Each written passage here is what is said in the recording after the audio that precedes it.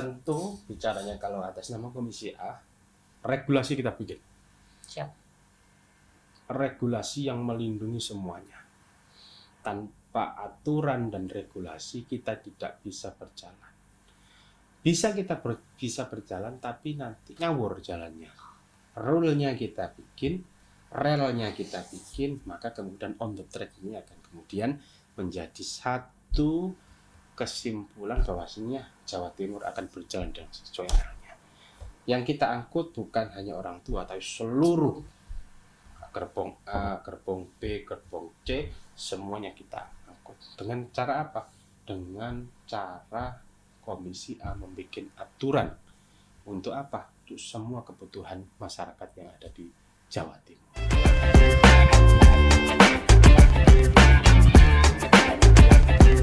Balik lagi di podcast Suara Rakyat nih Power, ditemenin sama Nika Mempesona di sini. Yoi, yang kali ini Niko mewakili sebagai anak muda, anak culture, anak Gen Z, yang gak usah protes, biasa aja ya.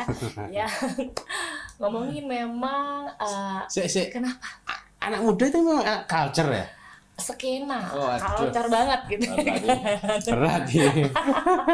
Wah, udah bocor nih tamu saya siapa nih ya kan. Perkenalkan nih yang Power, ini adalah Mas Abdullah Mudi sebagai anggota Komisi A DPRD Jawa Timur. Selamat datang. Siap. Bulan lalu kita di sini. Iya, bulan lalu kita di sini. Ketemu lagi kita. Ya. Padat jadwalnya ya. Terima kasih. Ya, kali ini Mas, kita mau membahas tentang anak muda dan pelayanan publik. Muda pelayanan publik. Yang kita terasa saya sebagai anak muda merasa kayak kok lambat banget ya, kok rumit banget yang sini situ padahal di era digital sekarang ini harusnya bisa lebih selesai kayak gitu ya kan. Nah, ini pertanyaannya pada akhirnya, apakah dari pemerintah itu sudah siap mengejar kecepatan era digitalisasi yang sekarang ini? Oke. Nah, untuk pertanyaan pertama dari ini sudah pertanyaan kah? Belum. Oke. Tahan dulu. Tidak mau nyerang aja saya. Jangan tahan. Yang pertama dari Niko, buat yang mau tanya-tanya boleh langsung di kolom komentar aja ya. Tapi sekarang Niko dulu, karena saya di sini hostnya, gitu. Nah, untuk Mas Mudi, apa sih sebenarnya yang bikin pelayanan publik di Jawa Timur itu sering nggak sejalan sama kebutuhan generasi digital?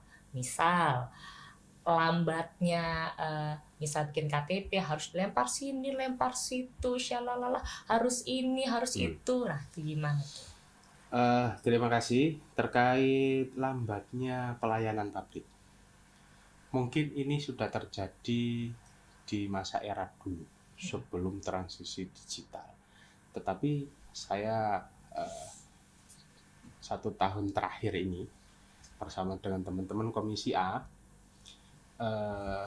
melakukan monitoring, evaluasi plus sidak. Kepada siapa? Kepada kabupaten kota.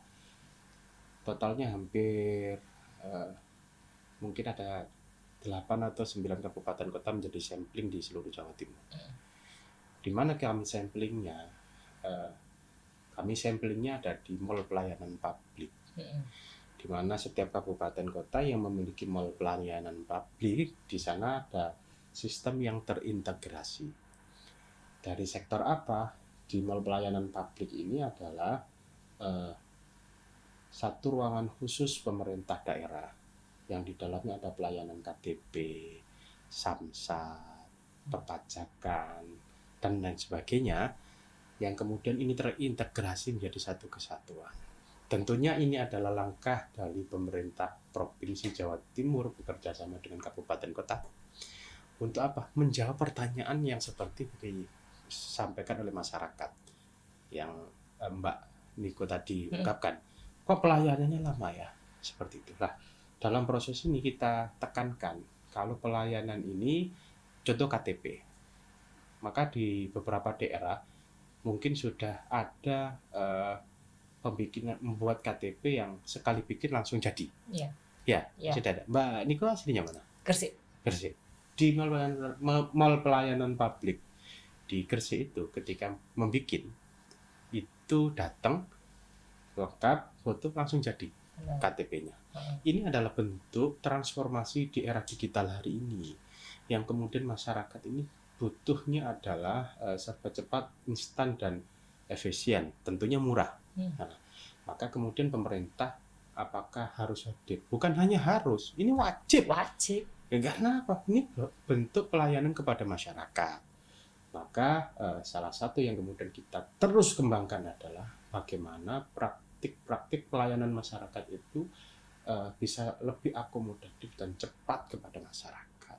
Dan mungkin kalau ada laporan seperti itu akan kita tindak lanjuti ya, Mbak Niko, menjadi satu atensi khusus di mana kira-kira trouble-nya. Tapi paling tidak proses pengajuan per hari ini tidak seperti dulu, yang butuh waktu berhari-hari, kemudian baru terrealisasi. Itu pun terkadang sudah berhari-hari masyarakat mengajukan, tetapi masih belum selesai juga. Dan di tahun ini, di 2025, semoga di awal 2026 sudah tidak ada lagi keluhan masyarakat, khususnya yang berhubungan dengan KTP, lambat ataupun sampai berhari-hari. Amin. Amin. Karena KTP penting, Mbak. Benar. Semuanya KTP. Ini KTP. Dan ingat, mumpung bicara KTP nih, dijaga NIK-nya. Jangan sampai tersebar dan disebarkan. Ini lebih berbahaya. Kenapa? Di era digital hari ini ada orang jahat menyalahgunakan NIK itu untuk pinjol dan judol. Banyak sekali itu kasusnya. Tahu nggak? Pinjol dan judol hari ini itu data pemerintah yang kemudian kami dapatkan, perputarannya dari pinjol dan judol itu sudah menyentuh angka 400 sekian triliun. Jawa Timur ini luar biasa ya. Itu kalau Mbak Niko itu Gresik ya? Iya. Dibelikan pudak makanan khas Gresik itu. Mungkin jalan Sindujoyo sama Sentolang gitu kayak. Gitu. Kenapa? Saking banyaknya gitu. Dan itu kalau di Jawa Timur saja, belum di seluruh Indonesia. Dan luar biasa. Ini yang kemudian data di era digital hari ini, KTP, NIK, tolong jangan teledor dan disalahgunakan. Karena kadang kita sudah teliti, ada orang jahat yang memanfaatkan itu menjadi satu bentuk kejahatan lain yang menguntungkan mereka, merugikan kita. Seperti itu. Ini pesan saya ya, untuk masyarakat. Mumpung ditanya seperti ini. Mumpung. Dan ini juga Niko mewakili sebagai anak muda nih ya buat Mas Musdi.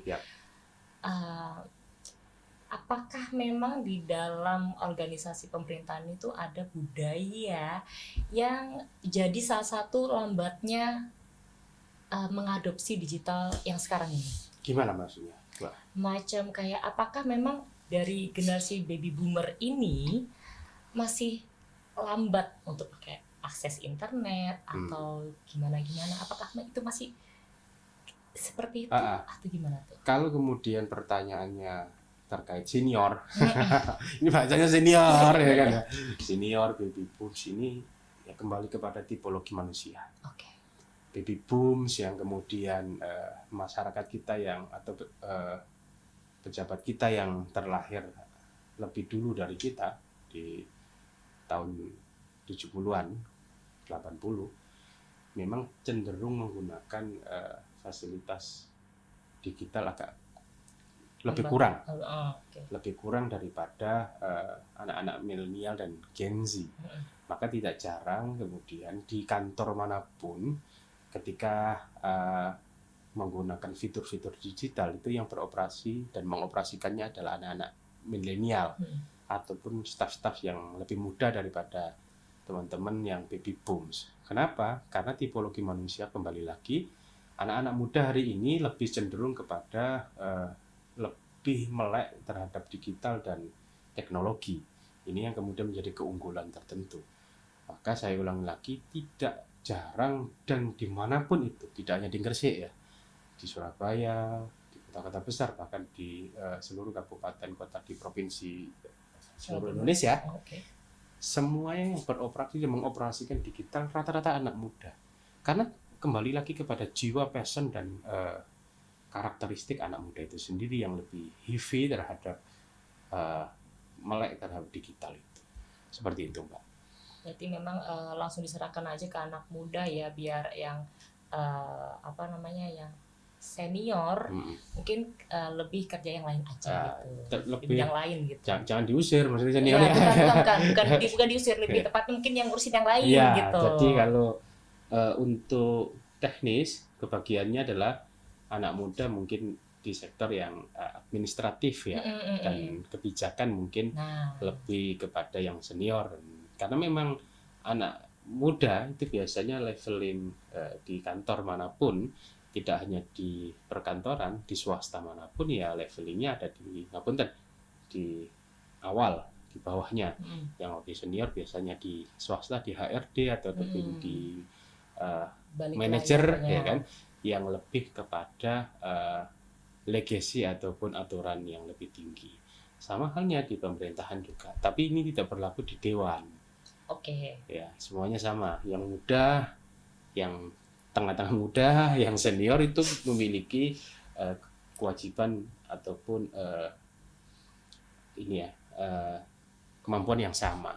Tidak ada pembelaan kamu Mas Mudi, kamu muda ya kan, saya dewan senior, kamu nggak ada. Semuanya sama. Tapi kalau di birokrasi tidak. Ada eselon 4, ada eselon 3, ada eselon 2, eselon 1 yang lebih tinggi seperti itu. Tetap harus ikut ya. Ya, seperti itu, Mbak. Nah, untuk Mas Budi sendiri, ini seringkali ya, mungkin dari Empower ya kan, atau anak muda lainnya juga merasakan betapa sering errornya dan tidak stabilnya dari koneksi dari internet. Padahal kebutuhan publiknya lagi tinggi-tingginya nih. Itu memang ada internetnya apa enggak? Itu ini harus dicek dulu, jangan-jangan ke mana gitu kan, ke tempat mana, sampai ke pasar nggak ada internetnya. Tapi kalau kemudian di wilayah yang di situ ada internet gratis mungkin bisa. Dan memang tidak semua wilayah, subsektor, tempat-tempat itu terjangkau internet. Tapi kalau kemudian ya nggak bisa dong kita kemudian ke danau ada internetnya, ya kan ya, ke pasar ada internetnya. Jadi saya paham pertanyaannya Mbak, ya kan ya. Jadi kalau di wilayah publik yang membutuhkan atensi khusus pemerintah, kenapa sering lemot? Ya, satu, ada keterbatasan server yang kemudian tidak semua itu bisa dipenuhi oleh instansi terkait. Di wilayah-wilayah dinas terkait mungkin malah nggak ada servernya, akhirnya lemot. Ada sinyalnya ada tapi nggak bisa akses apapun ya kan ya. Apalagi kemudian hari ini semuanya serba efisiensi, nggak dibayar mungkin. Mungkin ya kan ya. Tapi dipastikan dulu ya. Jadi ya, tapi yang terpenting itu Mbak, bukan soal internet bisa tethering kita ya, tethering pakai gawai kita. Yang paling penting dari pertanyaan Mbak adalah yang saya garis bawahi, bagaimana pola pelayanan kebutuhan masyarakat, pengajuan apapun itu terlayani dengan secepat mungkin dan seefisien mungkin. Maksudnya gitu kan? Benar. Iya. Gitu. Agak bulat tapi benar. Saya harus bulatin dulu. Bahaya juga tadi. Jadi laporkan Mbak, mention saya kalau di mana ya kan ya. Yang trouble di sebelah mana? Bisa ya. Nanti akan kita bantu urai kepada dinas terkait ataupun pemangku kebijakan. Ini loh Pak, jenengan ini ada keluhan dari masyarakat, tolong diatensikan. Kalau enggak 1-2 kali enggak digubris, ya kita sebagai anak muda tahu caranya. Ya. Harus disebutkan nggak usah, udah tahu lah ya kan. Ya udah, Power, nanti kita akan balik lagi ke segmen yang kedua. Jangan kemana-mana. Sekali lagi yang punya pertanyaan langsung komen aja di kolom komentar. Nanti kita ketemu lagi di podcast Suara Rakyat di segmen yang kedua.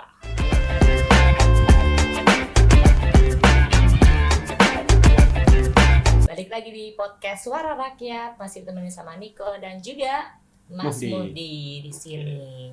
Ini ada pertanyaan yang ya seru kalau misalnya Niko tanyakan dahulu di Empower ya. Sebenarnya dari pemuda itu apakah sudah cukup dilibatkan dalam evaluasi dan penyusunan kebijakan pelayanan publik digital, Mas? Jadi kalau berbicara pemuda, keterlibatan di Dinas Kominfo Jawa Timur ini kan ranahnya Dinas Kominfo. Benar.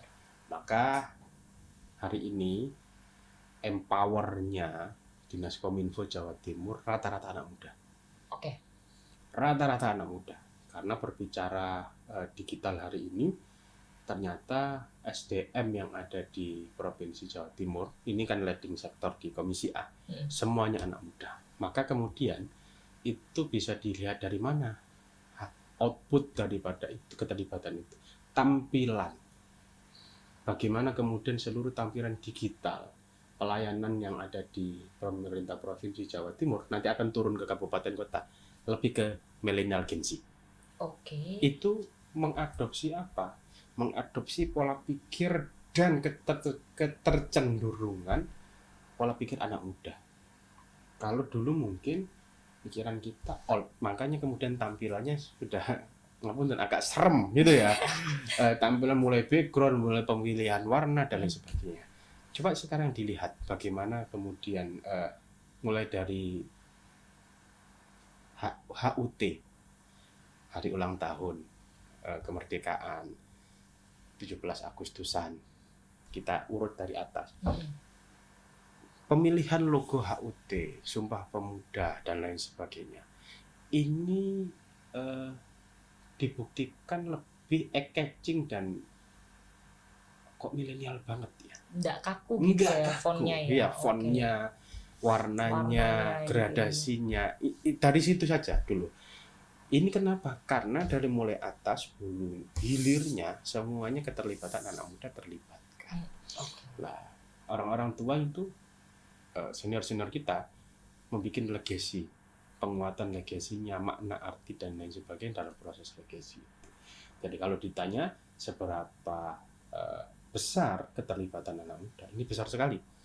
Di Provinsi Jawa Timur sendiri saya lihat, karena ini ada di sektor Komisi A, apakah kemudian anak-anak muda yang bertalenta masuk dalam proses itu, dalam proses penyusunan sampai kemudian eksekusi, anak muda sangat berperan. Ikut ya? Ikut. Dan bahkan kemudian dalam proses itu kami juga menjaring komunitas organisasi kemasyarakatan, kemudian NGO yang berada dalam rumpun anak muda itu kita libatkan. Pola pikirnya seperti apa sih yang diinginkan oleh masyarakat Jawa Timur ini? Maka kemudian itulah yang kemudian kita saring, kita rumuskan menjadi satu kebijakan, di mana kebijakan itu bisa dinikmati oleh masyarakat Jawa Timur. Jadi memang sebenarnya sudah barengan ya. Sudah barengan. Bareng evaluasi dan sebagainya udah barengan ya sebenarnya. Dan kebetulan kita di Komisi A banyak yang muda. Jadi gayung bersambut. Kayung bersambut, bagaimana kemudian kita melihat grafik anak muda di Jawa Timur itu penduduknya 54, sekian persen adalah anak muda. Maka bagaimanapun ya pelayanannya kepada sektor itu. Anak muda pertama, yang kedua millennial Gen Z, yang kedua baru kemudian baby booms yang lain seperti itu. Nah, akhirnya semuanya bisa dilihat dari cara apa? Dari cara penampilannya saja. Kita kan kemudian tidak bisa menyuguhkan bahwasanya si A si B kita pajang, enggak. Karena itu terlalu teknis dan sangat dapur sekali. Ibarat kemudian memasak soto, nggak mungkin kemudian bumbu kita pajang semuanya. Maka kemudian bagaimana tampilan pengemasan soto yang bagus ala anak muda, entah itu soto daging atau soto ayam, jadinya seperti ini. Nah, inilah yang kemudian menjadi satu kesatuan khusus bagaimana anak muda berkolaborasi untuk menjadi, ya ada yang jadi bawang, anak muda menjadi cabai, ada yang jadi bawang putih. Satu kesatuan meramu itu menjadi satu bumbu, jadilah yang namanya soto ayam. Itu power ya kan. Gitu. Dari menurut Mas Mudi sendiri ya, regulasi apa aja sih yang sebenarnya Mas Mudi itu bilang ini wajib diperbaruin gitu loh, biar layanan publik tuh bisa menyesuaikan dengan kecepatan era digital yang sekarang. Ya, salah satu hal yang kemudian saya harus menggarisbawahi di era teknologi digital yang serba luar biasa, semua dalam genggaman ya. Hari ini yang kemudian menjadi perlindungan ekstra hari ini adalah perlindungan tentang satu judol dan pinjol. Dan terakhir di ujung tahun 2025 adalah peraturan daerah ketertiban umum di masyarakat. 3 hal poin ini menjadi konsentrasi di Komisi A. Judol. Bagaimana kemudian judi online ini menjadi extraordinary crime, kejahatan yang luar biasa. Judi online ini kami menemukan riset judol dan pinjol ini ada 2 skema yang tidak bisa dilepaskan. Judol ini ibarat satu mata uang tidak bisa dipisahkan dengan yang lainnya, tapi identik dengan laki-laki. Judi online. Lah pinjol ini ibaratnya adalah sudah menjadi teman identik dari ibu-ibu perempuan. Kenapa? Karena di riset kami banyak sekali hari ini ibu-ibu yang sudah berteman dengan tukang paket, sudah kayak saudara apa, ya kan? Pagi itu suruh paket, siang sudah paket lagi, sore paket. Ketika ini tidak diimbangi dengan ekonomi yang lebih mapan, maka kemudian jalan pintasnya adalah apa? Maka jalan pintasnya KTP, foto dan lain sebagainya itu. Maka tidak jarang masyarakat kita yang keterbatasan ekonomi tapi habitnya belanja, maka ini menjadi korban. Dia tidak memperdulikan, Mbak, apa dari efek buruk dari pinjol itu. Dipikir kemudian pinjol itu sudah selesai. Enggak selesai. Ada bunga yang kemudian harus dibayarkan, yang sifatnya bunga itu bisa harian hitungannya. Dan itu akumulatifnya besar. Nah, tidak jarang kemudian di beberapa daerah itu orang sudah banyak melakukan depresi. Betul ya? Nah, maka kemudian kami di Komisi A sudah membuat aturan itu melindungi korban pinjol dan judol. Sudah ada. Dan perda ini adalah perda satu-satunya di provinsi di provinsi seluruh Indonesia, hanya di Jawa Timur. Melindungi masyarakat. Nah, bisa di-download di JDIH. Download sekarang. Linknya di sana. Yang terlilit. Yang kedua, perda tentang aturan yang kemudian mengatur ketertiban umum di masyarakat. Kami kemarin di akhir bulan November bersama dengan Polda, Kominfo, Satpol PP, Lembaga Halal, OJK dan lain sebagainya duduk dalam satu kesatuan. Kalau di Instagram saya sudah saya spill sedikit ya, bagaimana kita bekerja sama. Semua kita libatkan untuk membuat perda itu. Satu, ada namanya Sonhorek. Kita tidak bisa masyarakat Jawa Timur nggak bisa. Tapi bagaimana kemudian Sonhorek ini menjadi kultur yang kemudian tidak mengganggu masyarakat semuanya. Kita turunkan dari segi volumenya, soundnya, tidak kemudian menimbulkan keresahan di masyarakat, tidak boleh kemudian merusak pagar, tembok ataupun apa. Gapura. Itu sudah kita gapura, masa ada Sonhorek gapuranya direbuhin. Ini kan juga lucu ya kan ya. Lucu, dan kemudian ini tidak boleh karena merusak fasilitas umum. Ini sudah kita atur. Ada penggunaan sektor ketertiban pangan di wilayah tertentu, Mbak. Itu ada yang namanya ngapunten, boleh nggak saya ngomong anjing dan kucing gitu ya? Boleh. Terkadang ya masyarakat yang di wilayah tertentu itu mengkonsumsi itu. Nah kita batasi, kita larang, jangan sampai kemudian ini menjadi habit yang kemudian dinormalisir. Memang di wilayah tertentu terkadang ada something wrong kebijakan yang kita tidak bisa melarang itu, tapi gak boleh dikebiak ya. Nah, ini aturan-aturannya. Ada yang kemudian penggunaan ngapunten kepik menjadi bahan makanan tertentu yang kemudian jadi lipstik dan lain sebagainya. Itu kita atur agar apa? Dari hulu hilirnya itu di Komisi A menjadi partner masyarakat, itu masyarakat bisa menjalankan semua aktivitasnya.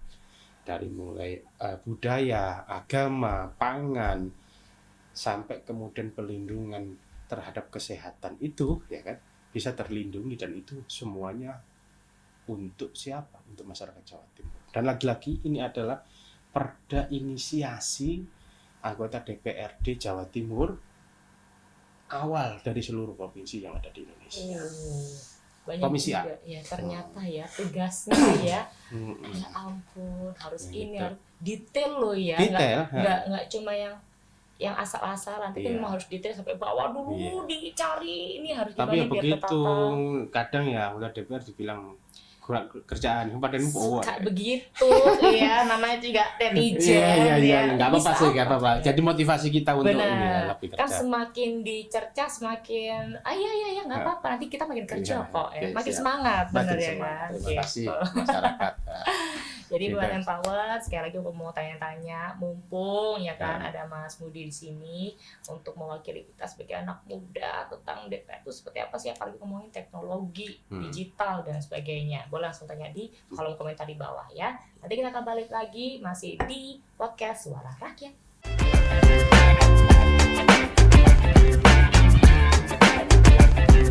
Di podcast Suara Rakyat, balik lagi nih Empower di segmen yang terakhir. Aduh, kenapa udah terakhir sih?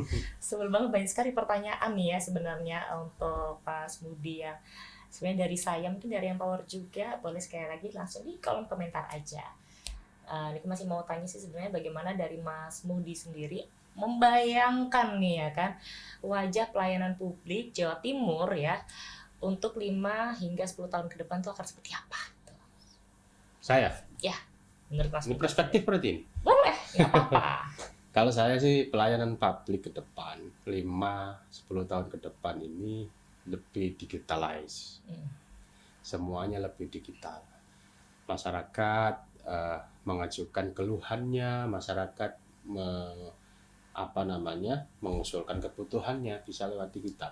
Tidak lagi semuanya lewat kertas, tapi bisa lewat aplikasi tertentu yang dibikin, itu pun tidak di atas saja, tapi bisa sampai tingkat kelurahan menjangkau sampai tingkat RW, sampai tingkat RT, sampai kemudian akhirnya warga.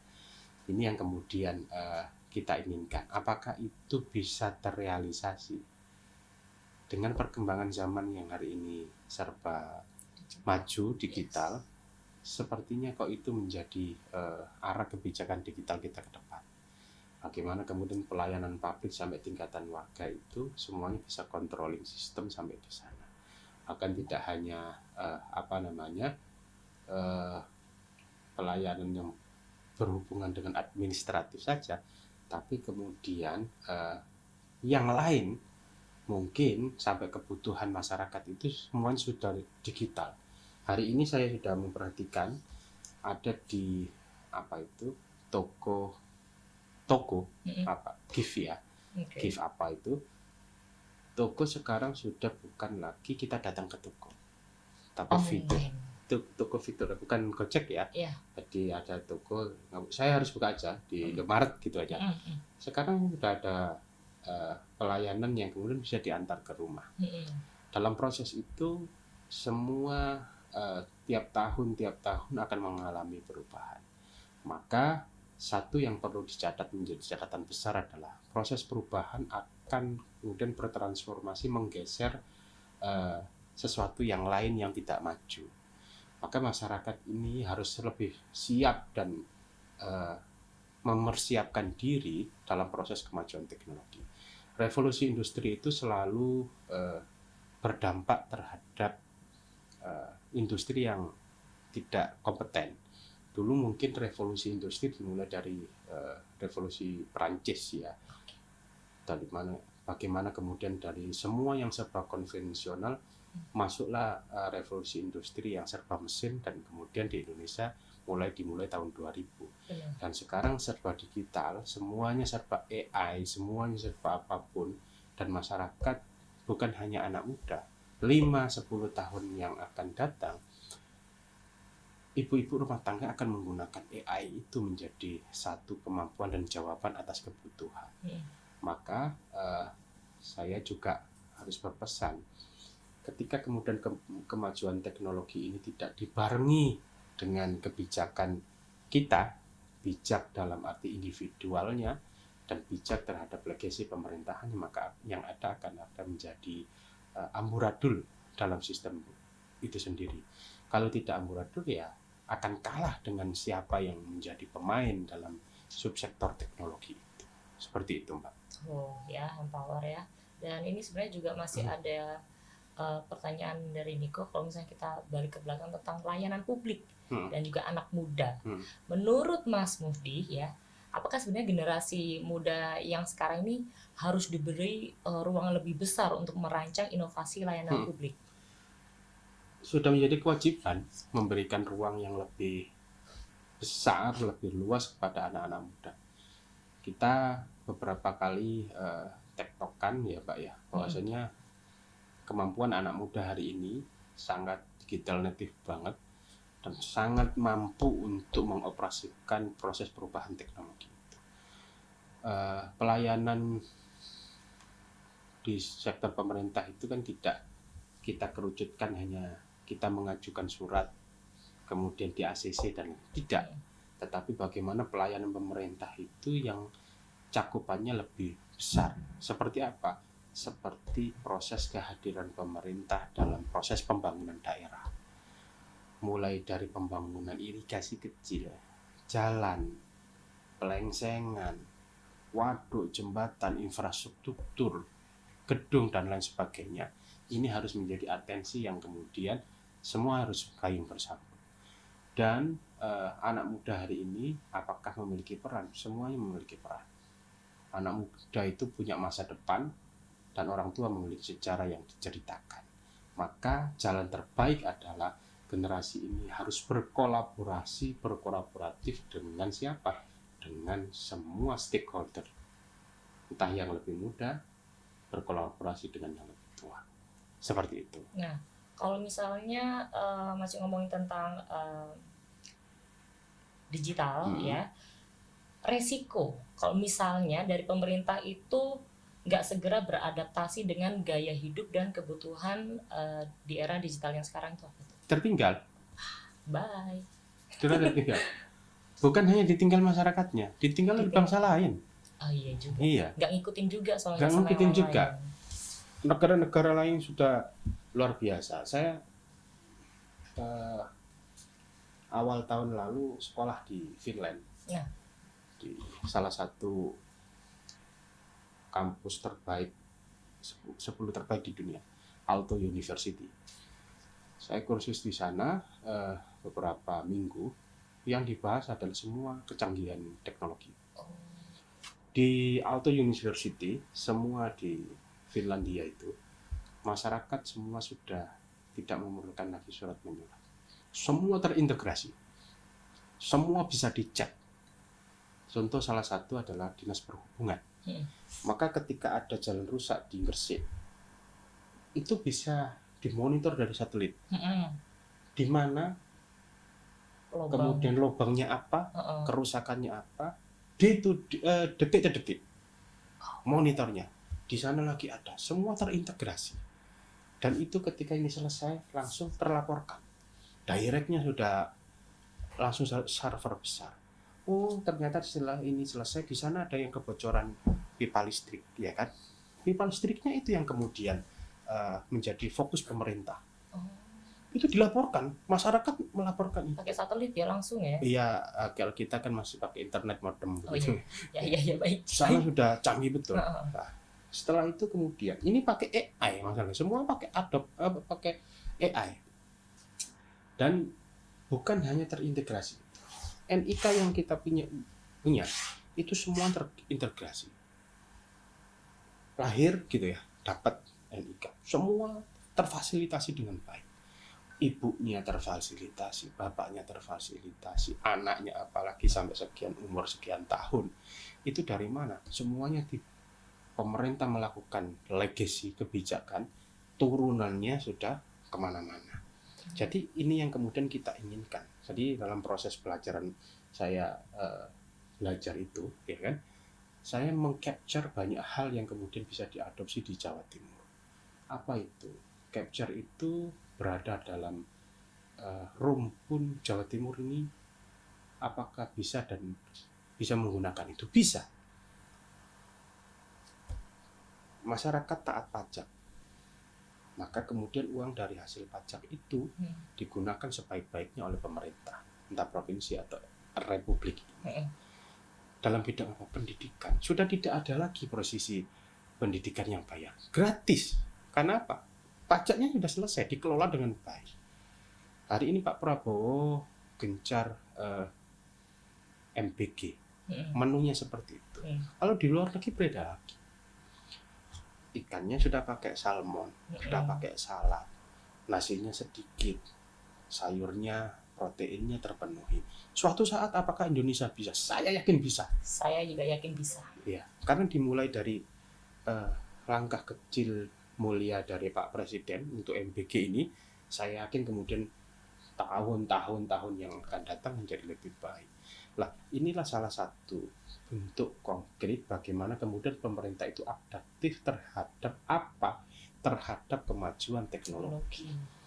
Bagaimana kemudian semuanya bisa terekam. Kayak ada chipnya gitu loh. Semua terekam.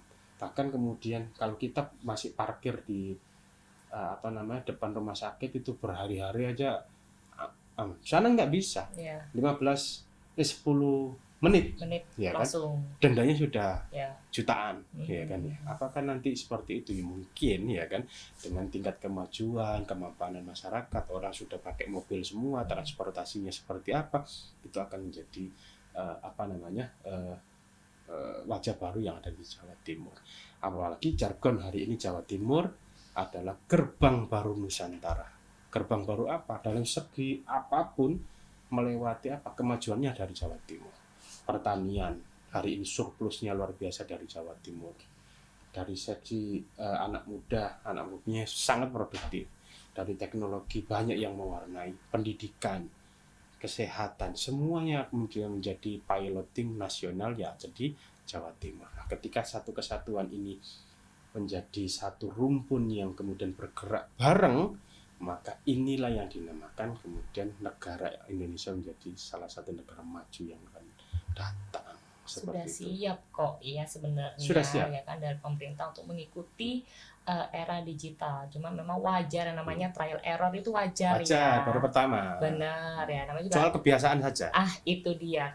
Karena belum terbiasa, nanti juga kebiasaan ya kan. Sama kayak main HP, aduh sulit ya. Tapi lama-lama nagih ya kan, kayak gitu. Semuanya bisa. Habit itu memang harus dibentuk. Itu dia. Jadi ketika habitnya sudah terbentuk, maka akan muncul karakter. Benar. Karakter ketika sudah terbentuk yaitu kebiasaan, dan itu ya menjadi pola hidup dan takdir itu seperti itu. Masyarakat Indonesia ini apakah mampu? Mampu. Pasti. Dulu nenek moyang kita sudah menaklukkan banyak negara ya kan. Iya, benar. Ya, kita masa ini waktunya bangkit dong. Bangkit, jangan diem-diem dong ya. Yuk kita sebagai anak muda juga bergerak ya kan. Terakhir nih untuk di episode kali ini, apa komitmen dari Komisi A, mungkin Mas Mudi sebagai mewakili Komisi A ya, untuk memastikan Jawa Timur itu sudah siap masuk ke era pelayanan publik digital yang benar-benar berpihak pada generasi baru nih. Oke. Tentu bicaranya kalau atas nama Komisi A, regulasi kita bikin. Siap. Regulasi yang melindungi semuanya. Tanpa aturan dan regulasi kita tidak bisa berjalan. Bisa berjalan tapi nanti ngawur jalannya. Rule-nya kita bikin, relnya kita bikin, maka kemudian on the track ini akan kemudian menjadi satu kesimpulan bahwasanya Jawa Timur akan berjalan dengan sesuai arahnya. Yang kita angkut bukan hanya orang tua, tapi seluruh gerbong A, gerbong B, gerbong C, semuanya kita angkut. Dengan cara apa? Dengan cara Komisi A membuat aturan untuk apa? Untuk semua kebutuhan masyarakat yang ada di Jawa Timur. Kita doakan yang Power semoga Bapak Ibu di Komisi A sehat selalu karena PR-nya banyak banget. Banyak ya. Ya kan? Banyak banget. Lebih banyak daripada ini ya ujian disertasi ini. Pusing banget ya.